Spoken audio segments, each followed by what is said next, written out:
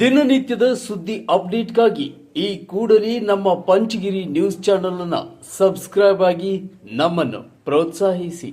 ದುರಾಂಕಾರದ ಮಾತುಗಳು ಅವ್ರನ್ನ ಕೇಳೂ ಇಲ್ಲ. ಈ ಪಾರ್ಲಿಮೆಂಟ್ ಹಚ್ಚಲ್ಲ ಅದು ಇದು ಏನೋ ಅಂತ ಅವಾಚ್ಯ ಶಬ್ದಗಳು ಕೆಟ್ಟ ಶಬ್ದಗಳು ಮಾತಾಡಿ ಕೆಲವು ಕೋಮುಗಳಿಗೆ ದ್ವೇಷ ಹುಟ್ಟಿಸುವಂಥ ಭಾಷಣಗಳು ಮಾಡ್ತಾರೆ.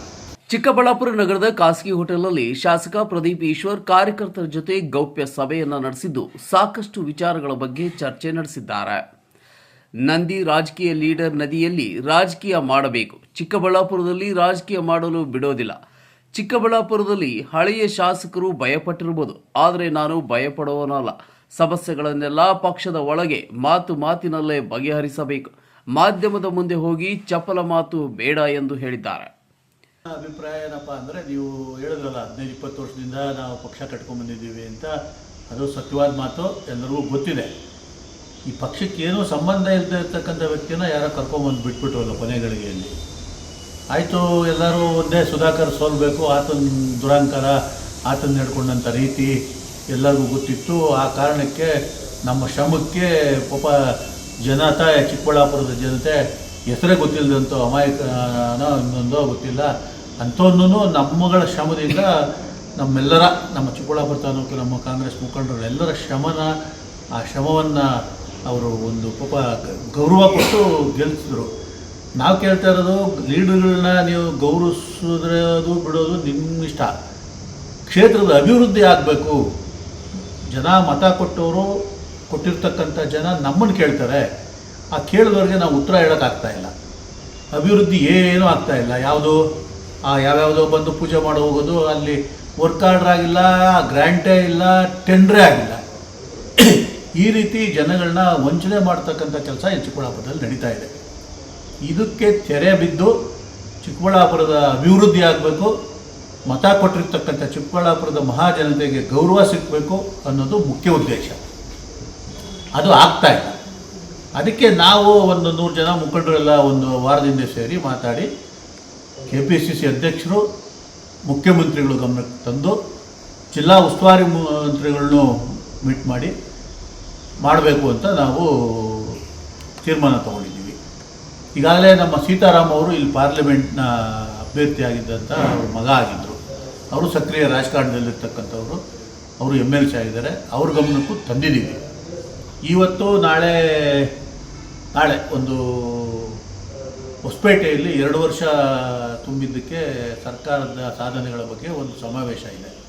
ಅದು ಬಂದ ನಂತರ ನಾವು ಮುಖ್ಯಮಂತ್ರಿಗಳು ಅವರು ಬೆಂಗಳೂರು ಬಾಯ್ಸ್ ವಿರುದ್ಧ ಗಂಭೀರ ಆರೋಪ ಮಾಡಿದ್ದಾರೆ. ರಕ್ಷಾ ರಾಮಯ್ಯರನ್ನ ಕರೆದುಕೊಂಡು ಅವರು ಹಾಳು ಮಾಡಿದ್ರು. ಅವರ ಬಳಿ ಹಣ ಇದ್ರೂ ಟಿಕೆಟ್ ಕೊಟ್ಟಾಗ ಗೆಲ್ಲಲಿಲ್ಲ. ಮೊಯ್ಲಿಗೆ ಟಿಕೆಟ್ ನೀಡಿದ್ರೆ ಗೆಲ್ಲುತ್ತಿದ್ದರು. ಆದರೆ ರಕ್ಷಾ ರಾಮಯ್ಯ ನಮ್ಮ ಸಮುದಾಯದವರು, ಅವರನ್ನ ರಾಜ್ಯದ ಯಾವುದೇ ಕ್ಷೇತ್ರದಿಂದ ಗೆಲ್ಲಿಸುವ ಶಕ್ತಿ ನನ್ನ ಬಳಿ ಇದೆ. ಮುಂದಿನ ವಿಧಾನಸಭಾ ಚುನಾವಣೆಗೆ ಟಿಕೆಟ್ ಕೊಡಲ್ಲ ಎನ್ನುತ್ತಿದ್ದಾರೆ. ಆದರೆ ಶಾಸಕರಿಗೆ ಪಕ್ಷವೇ ಟಿಕೆಟ್ ನೀಡುತ್ತದೆ ಎಂದರು. ಫಸ್ಟು ಪಾರ್ಲಿಮೆಂಟ್ ಚುನಾವಣೆ ಬಂತು, ಅಸೆಂಬ್ಲಿ ಎಲೆಕ್ಷನ್ ಚುನಾವಣೆ ಆದಮೇಲೆ ನಮ್ಮನ್ನು 12,000 ಲೀಡ್ ಬಂದಿತ್ತು ಅಸೆಂಬ್ಲಿಯಲ್ಲಿ. 20,000 ಚಿಲ್ಲರೆ ಅಂದರೆ 30,000 ಮೈನಸ್ ಆದಂಗೆ ಆಯಿತು ನಮಗೆ ಪಾರ್ಲಿಮೆಂಟ್ ಎಲೆಕ್ಷನ್ಗೆ. ಈತ ಯಾವ ಹಳ್ಳಿಗೂ ಬಂದು ಕೈ ಮುಗಿದು ಯಾರನ್ನೂ ಓಟ್ ಕೇಳಲಿಲ್ಲ. ದುರಾಂಕಾರದ ಮಾತುಗಳು ಅವ್ರನ್ನ ಕೇಳೂ ಇಲ್ಲ. ಈ ಪಾರ್ಲಿಮೆಂಟ್ ಹಚ್ಚಲ್ಲ ಅದು ಇದು ಏನೋ ಅಂತ ಅವಾಚ್ಯ ಶಬ್ದಗಳು ಕೆಟ್ಟ ಶಬ್ದಗಳು ಮಾತಾಡಿ ಕೆಲವು ಕೋಮುಗಳಿಗೆ ದ್ವೇಷ ಹುಟ್ಟಿಸುವಂಥ ಭಾಷಣಗಳು ಮಾಡ್ತಾರೆ. ಅದೇನಾಗೋಯ್ತು, ಚಿಕ್ಕಬಳ್ಳಾಪುರ ಪಾರ್ಲಿಮೆಂಟಿಂದ ಹಿಡಿದು ಅಪ್ ಟು ಮೈಸೂರುವರೆಗೂ ಹೋಗ್ಬಿಡ್ತು ಈ ದುರಾಂಕಾರದ ಮಾತುಗಳು. ಈ ಮಾತುಗಳಿಂದ ಭಾಳಷ್ಟು ಜನ ಕಾಂಗ್ರೆಸ್ ಪಕ್ಷಕ್ಕೆ ವಿರುದ್ಧವಾಗಿ ಓಟ್ ಹಾಕಿದ್ರು. ಉತ್ತರ ಕರ್ನಾಟಕ ಇನ್ನೊಂದು 2ನೇ ಫೇಸ್ ನಡೆದಾಗ 50-50 ಆಯಿತು. ಆ ಕಡೆಗೆ ಈತ ಹೋಗಲಿಲ್ಲ ಬಿಡಿ. ಇಲ್ಲಿ ಈತನ ಮಾತುಗಳಿಂದ ಅದು ಸೋಲಿತು. ನಂತರ ನಮ್ಮ PLD ಇಲ್ಲ ನಗರಸಭಾ ಅಧ್ಯಕ್ಷರ ಚುನಾವಣೆ ಬಂತು. 20 ವರ್ಷದಿಂದ ನಾನು ಕಂಡಾಗಿಂದ ಒಂದು ಸಾರಿನೂ ಹರಿಜನ್ ಶೆಡ್ಯೂಲ್ ಕ್ಯಾಸ್ಟ್ಗೆ ರಿಸರ್ವೇಷನ್ ಬರಲಿಲ್ಲ. ಇಲ್ಲಿ ಬಹಳಷ್ಟು ಸಾರಿ ಬರೀ ಜನರಲ್ಲೇ ಬಂದಂಥ ಅಧಿಕಾರಕ್ಕೆ ಬಂದವರೆಲ್ಲ ಮಿಕ್ಸ್ ಇರಬೇಕು, ಅವರು ಬರಬೇಕು, ಇವರು ಇರಬೇಕು, ಅದಾಗಲಿಲ್ಲ. ಆಯಿತು, ಯಾವುದೋ ಜನರಲ್ಲೇ ಬಂತು. ನಾವು ರಿಕ್ವೆಸ್ಟ್ ಮಾಡಿದ್ವಿ ಮುಖ್ಯಮಂತ್ರಿ ನಮ್ಮ ಇನ್ಚಾರ್ಜ್ ಮಿನಿಸ್ಟರ್ನ ಬೇಗ ಮೀಟಿಂಗ್ ಕರೀರಿ. ಯಾಕಂದರೆ ನಮ್ಮಲ್ಲಿ 16 ಜನ ಗೆದ್ದಿದ್ರು, 2 ಜನಕ್ಕೆ ನಾವು ಬಿಟ್ಕೊಟ್ಟಿದ್ವಿ, JDSನವ್ರಿಗೆ 18 ಇದ್ವಿ, ಇಂಡಿಪೆಂಡೆಂಟ್ ಒಬ್ಬರು ನಮ್ಮ ಪಕ್ಷನೇ ಆತ್ಮ ನಮ್ಮ ಕಡೆನೇ 19 ಜನ ನಾವಿದ್ವಿ. ಇದ್ರ ಜೊತೆಗೆ MLC ನಮ್ಮ ಸೀತಾರಾಮ್ ಅವರು ಸಹ ಇಲ್ಲಿ ಪಾರ್ಲಿಮೆಂಟ್ ಕಂಟೆಸ್ಟ್ ಮಾಡಿದ್ದ ಸಂದರ್ಭದಲ್ಲಿ ಅವರು ಇಲ್ಲಿ ಮತ ಹಾಕೋಬೇಕು ಅಂತೇಳಿ ಅವರನ್ನು ಇಲ್ಲಿಗೆ ಟ್ರಾನ್ಸ್ಫರ್ ಮಾಡ್ಕೊಂಡಿದ್ವಿ. ಈ ಥರ ನಮ್ಗೆ 20-21 ಇತ್ತು MLC ಅನಿಲ್ಲು, ಅವ್ರು ಎಲ್ಲಿ ಬೇಕಾದ್ರೂ ಹಾಕ್ಬೋದು ಜಿಲ್ಲೆಯಲ್ಲಿ. ಆದ್ದರಿಂದ ಈತ ಆ ಕೌನ್ಸಿಲರ್ಸ್ ನಾವು ಈ ವಿಚಾರನ KPCC ಗಮನಕ್ಕೂ ತಂದ್ವಿ. ಯಾವಾಗ ರಾಮಲಿಂಗಾರೆಡ್ಡಿ ಅವರು ನಮ್ಗೆ ಇನ್ಚಾರ್ಜ್ ಇದ್ದರು.